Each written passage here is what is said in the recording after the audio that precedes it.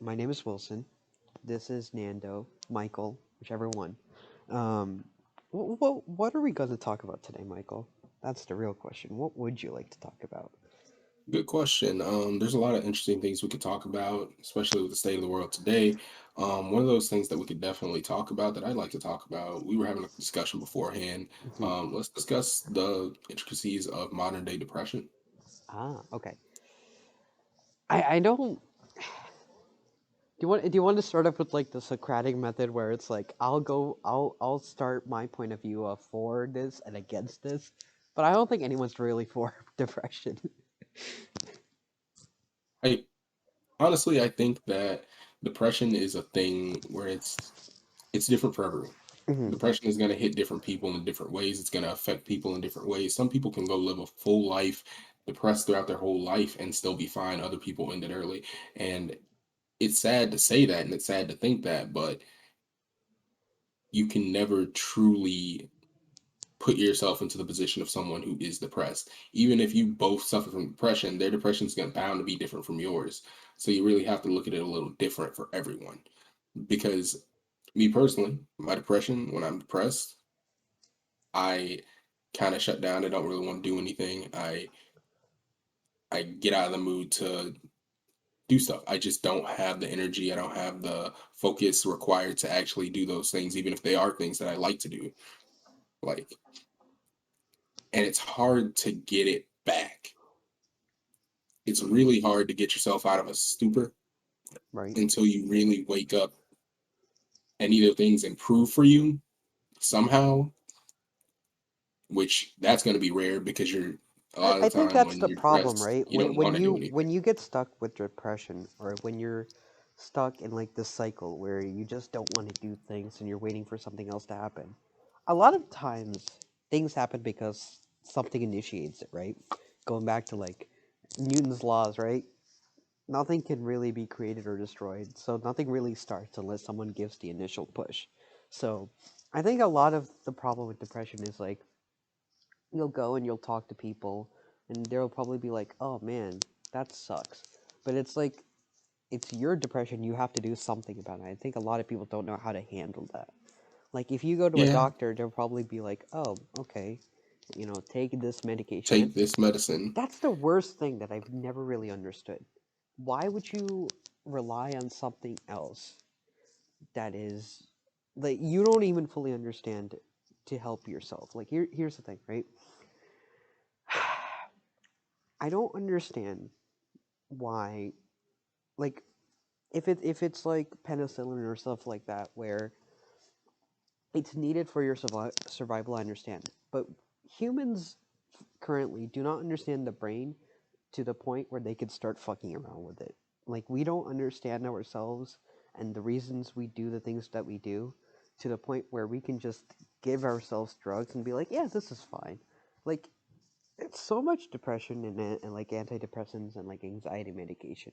If you really look at what it does and like the side effects, I don't think anyone would genuinely take it.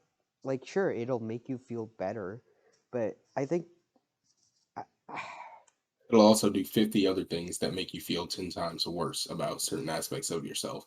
Even though, hey, you're not as depressed, you're feeling better, you're more into the swing of things. Like, once you get into the swing of things, there's certain things that may happen with side effects that make you feel as if, hey, maybe this did more to hurt me than help me. and I think you'll also get. I mean, that's probably why people get addicted to it, right?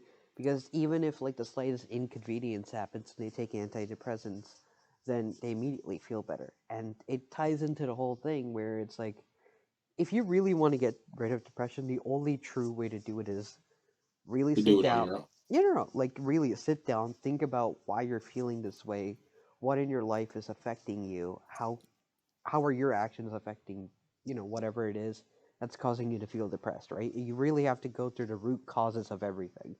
Because I think everything that happens in your life, no matter how bizarre or unlucky or random, really ties into your actions, right? Like, for example, if it rains one day and you don't have an umbrella, you can be like, "Oh shucks, that sucks," or you can be like, "Hey, I should have looked at the weather today and brought an umbrella," right? Yeah, because a lot of unfortunate things can be avoided.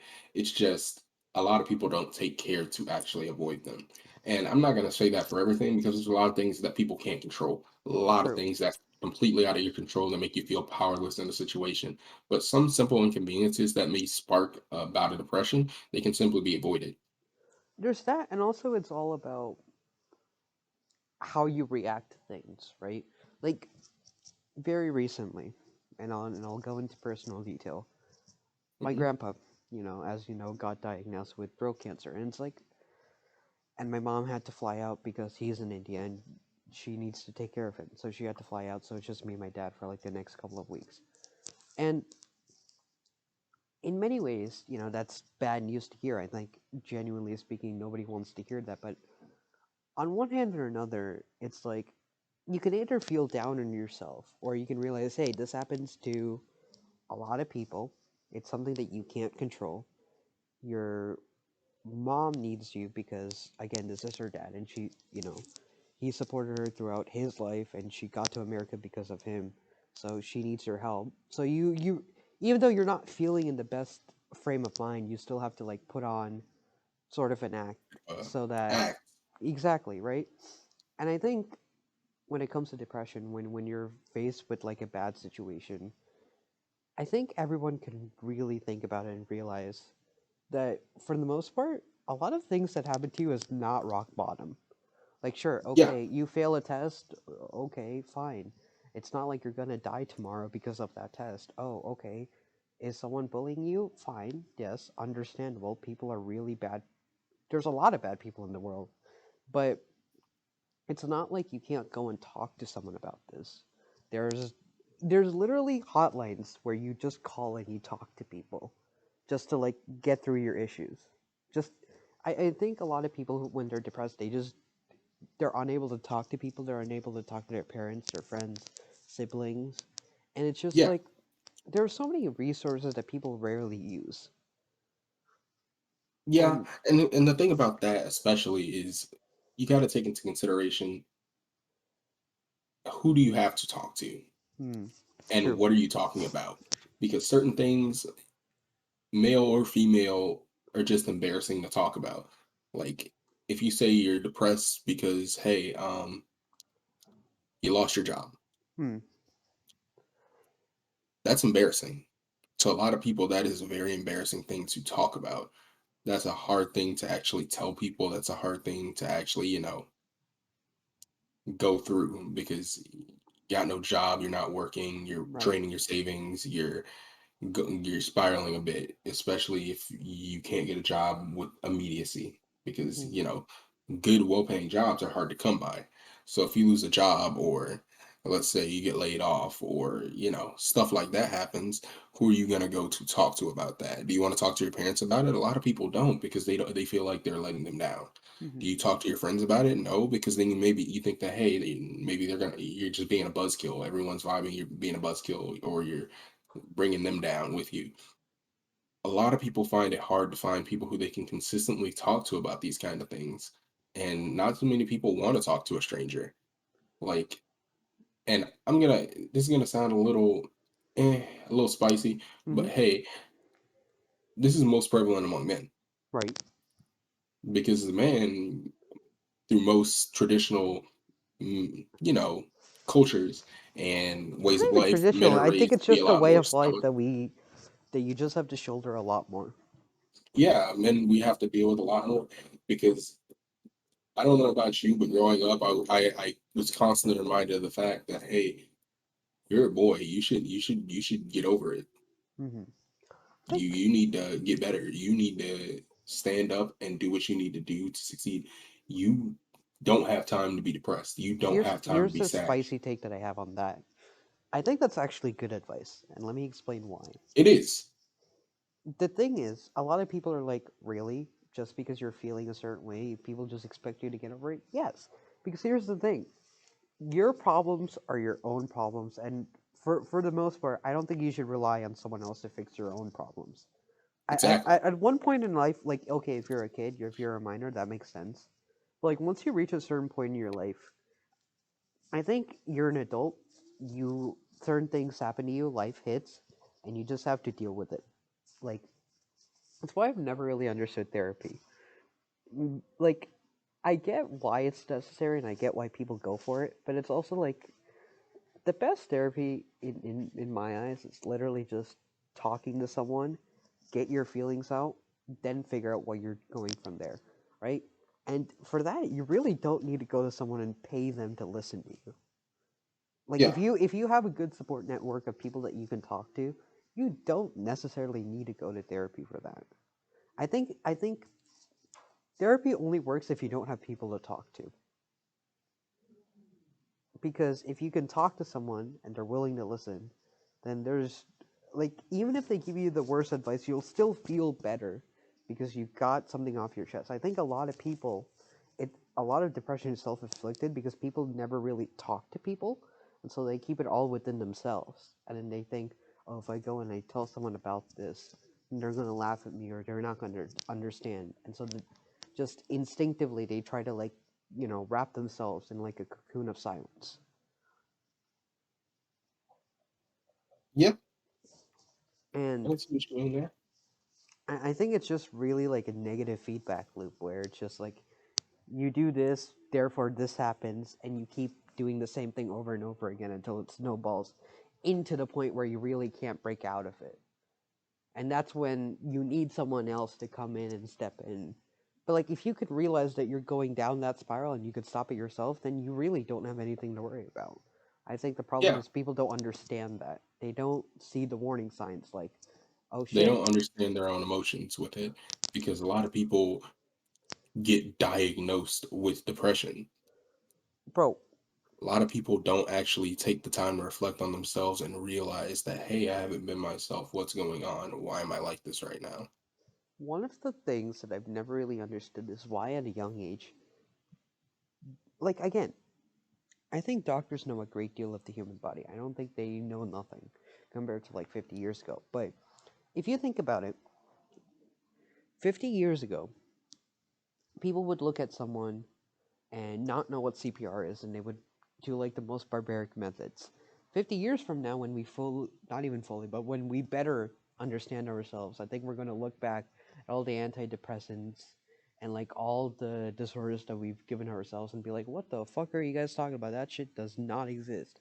And I think when you're younger and you're in like, in your childhood years, and a doctor goes up to you and be like, hey, you have dyslexia or you have ADHD. You know what? Dyslexia, I think, is much more concrete. But I think if a doctor goes up to you and it's like, hey, you have ADD or ADHD, you're not going to be able to like pay attention in school. You're going to need to take these medications, and that's going to help you.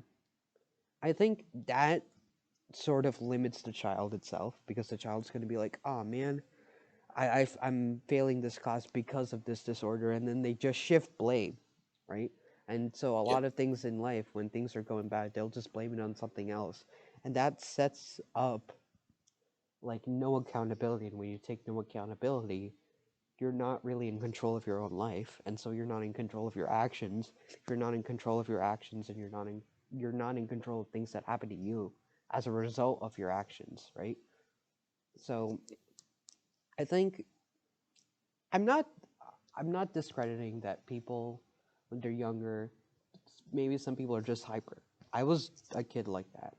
However, and I'll say this, I wasn't the best student. Like my parents will tell me, and a lot of teachers I've had will tell me that I'm a very bright person, but I never really apply myself, which I think it goes for a great majority of men out there. It Yeah. just public education just is terrible where you have to sit and learn. And I think for a lot of people that just doesn't fit. And I'll tell you why. The worst scam in public education is science. The theories and stuff that you learn in science are good. They're a foundation, they tell you the building blocks of stuff. What I don't like is the experiments that and like the labs that they do in like elementary, middle, and high school, where you don't really learn anything. You're You just just kind of do it. no, you're doing something that's already been tried and proven. You're not going to learn, Exactly. you're not making anything new. So there's no reason for you to creatively think and critically think about why you're doing what you're doing, right? The thing Yeah, about the thing about public education in the U.S. is literally like it doesn't everything. work. No, no, no. It's Everything you do has one answer, and there's always an answer sheet, right? yeah, The only way that you know, the only metric of whether you're a good student or a bad student is if your answer lines up with the answer sheet. There's no reason for you to critically think and be like, okay, this is happening because of why. Why is this happening? What can you learn from this?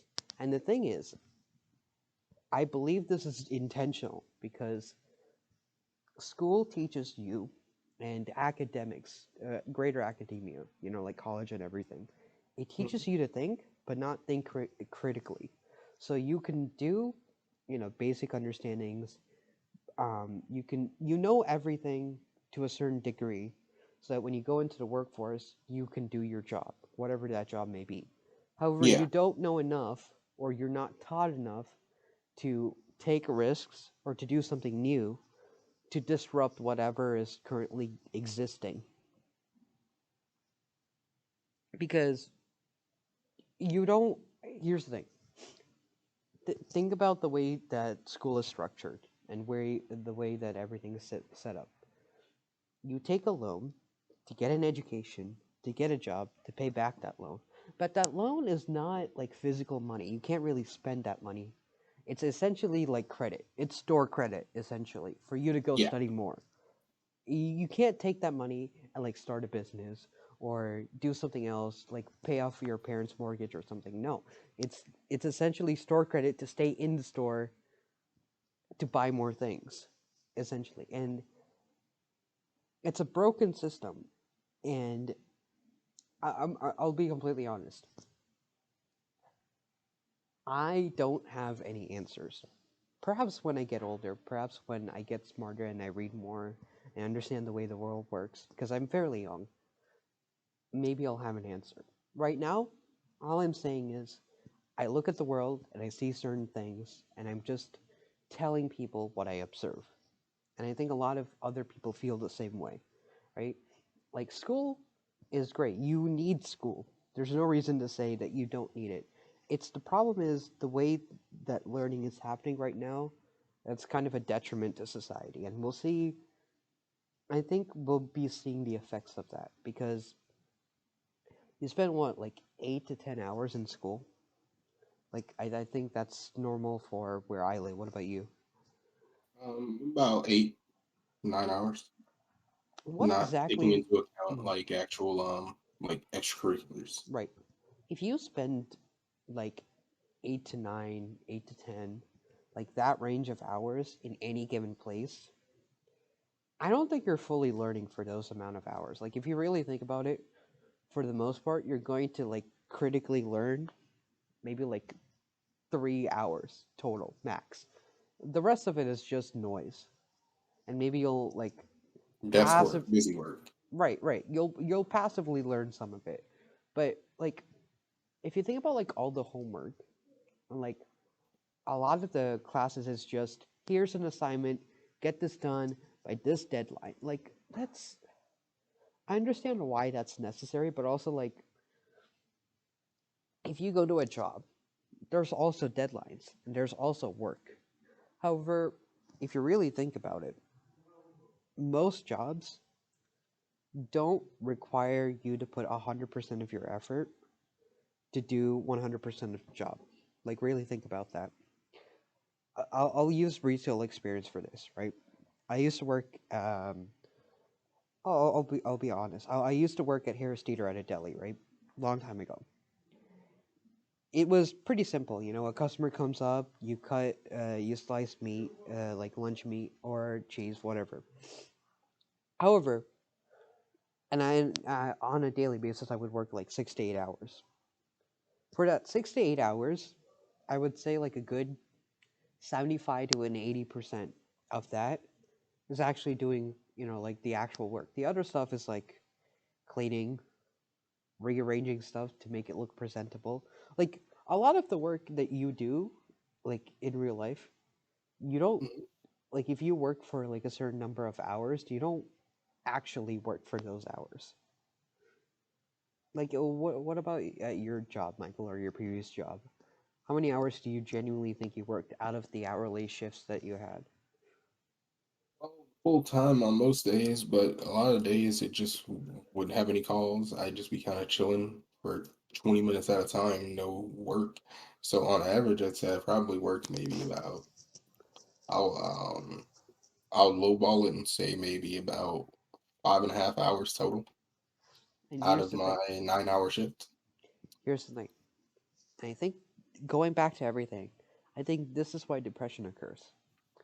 When you have so much free time, I think humans naturally try to fill that, right?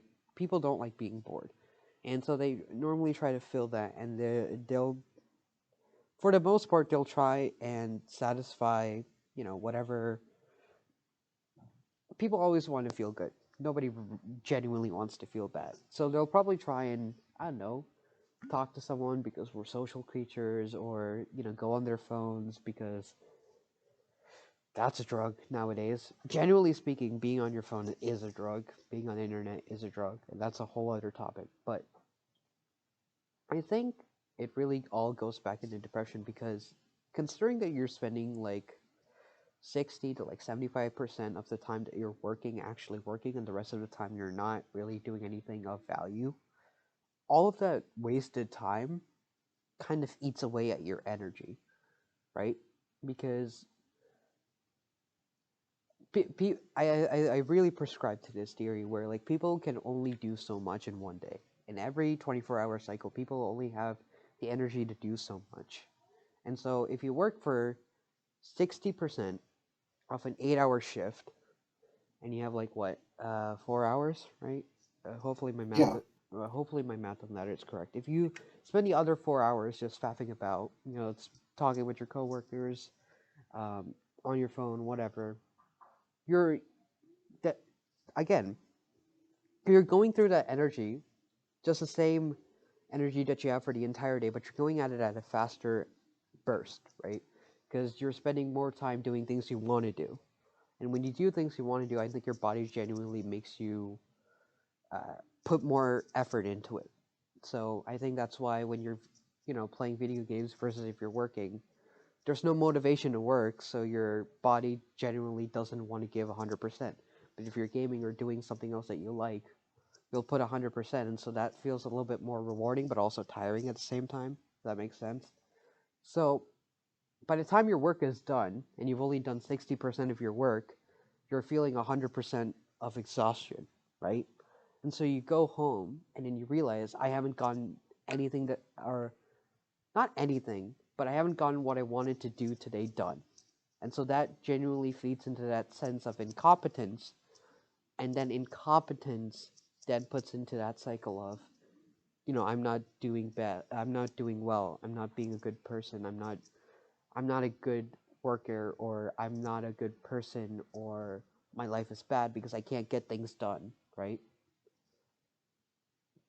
And I yeah, think that's very much like a worker mentality nowadays, where, you go in, you clock in, and you essentially have to work for someone else, and you don't really reap the benefits for the most part, right? yeah.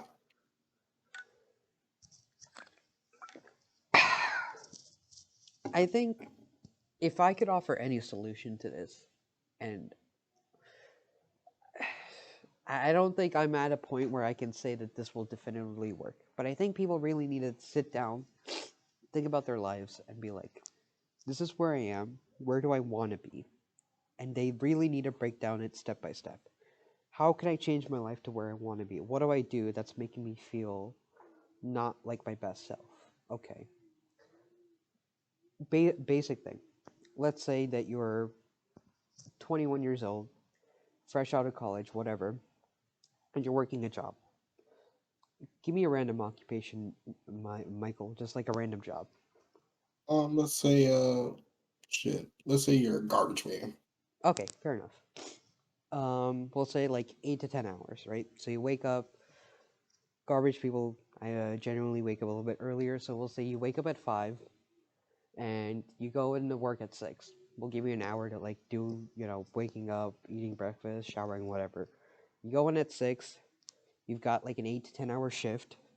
So you've got until like what, 4 in the afternoon to come back, maybe two, depending on certain things.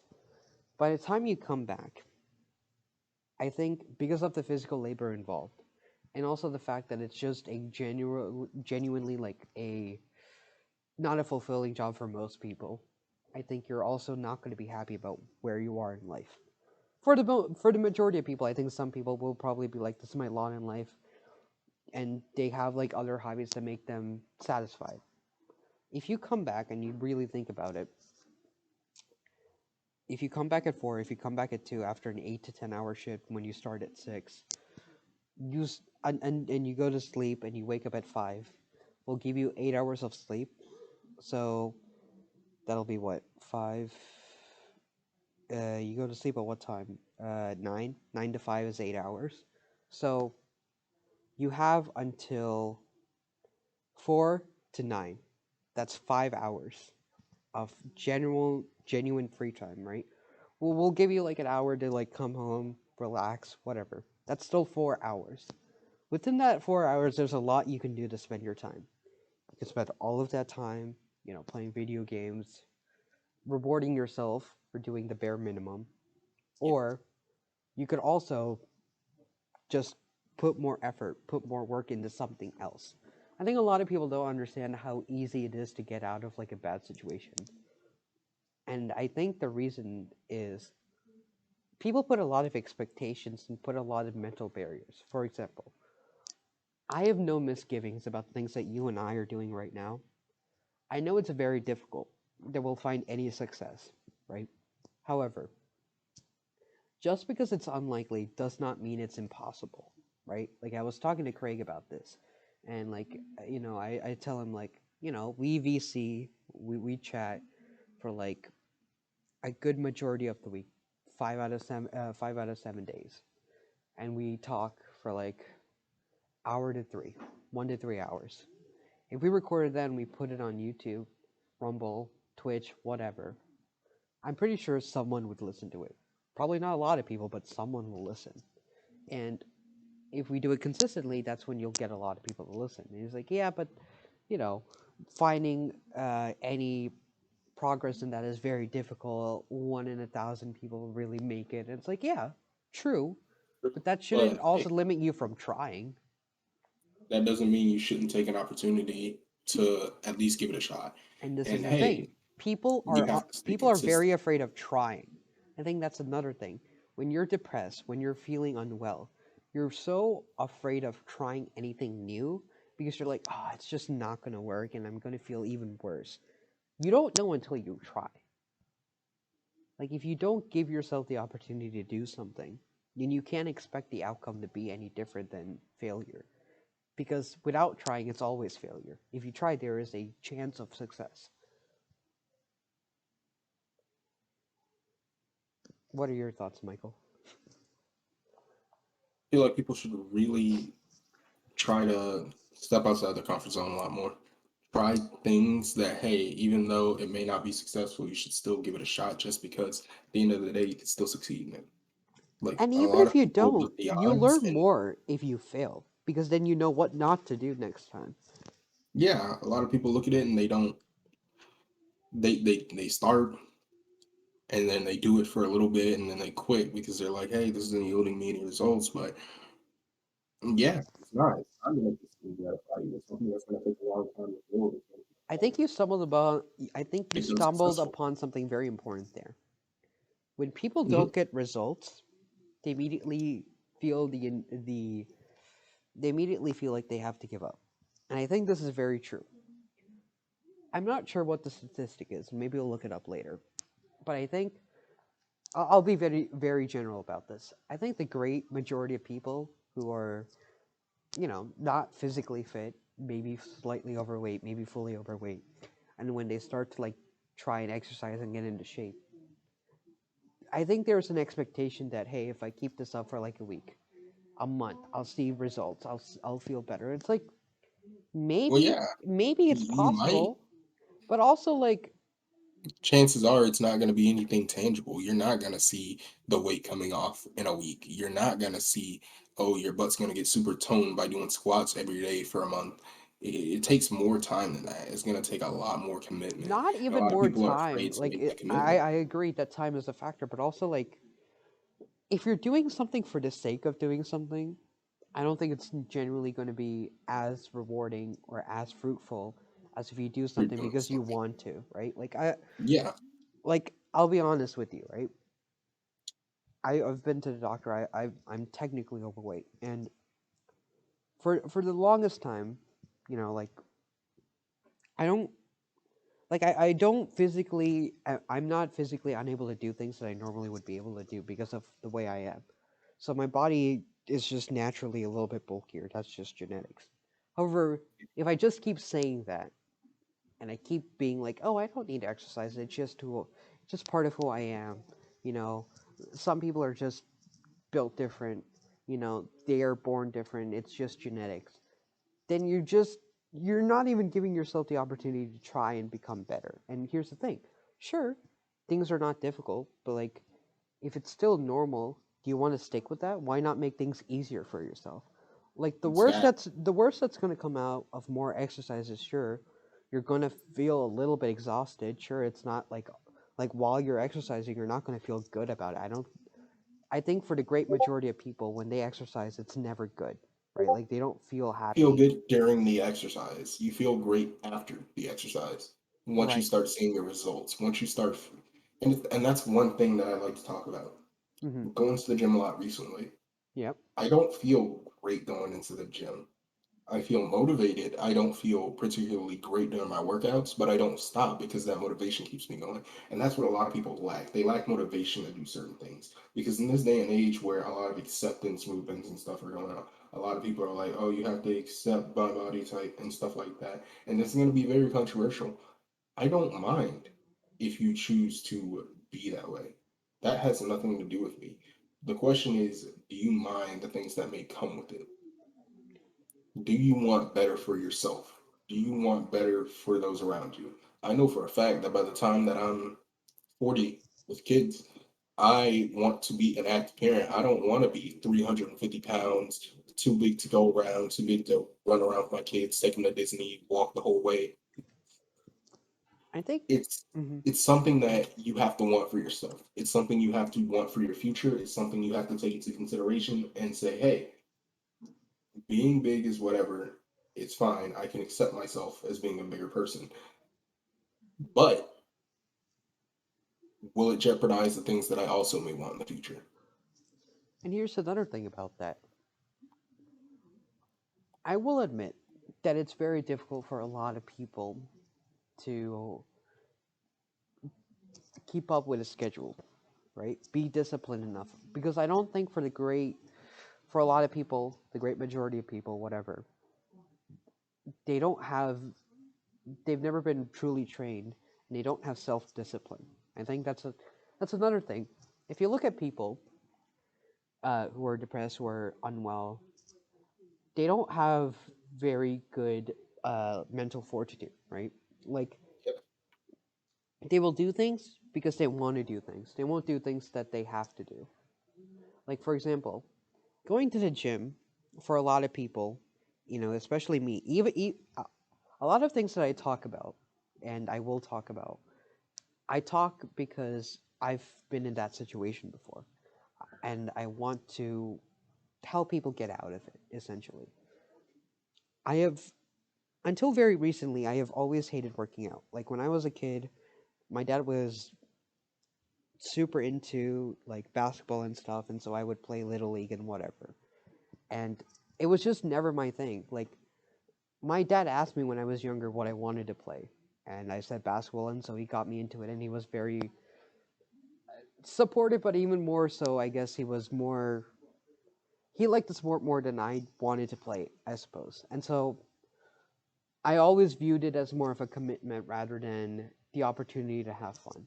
So now that I'm older and I realize like if I had changed the way I thought about it, I feel like I genuinely could have been a better person, a better player, really. because I would have had more fun playing it, but also I would I would have taken what I've learned and actually had been more open to actually using it rather than just be like, I have basketball practice today. Do I even want to go?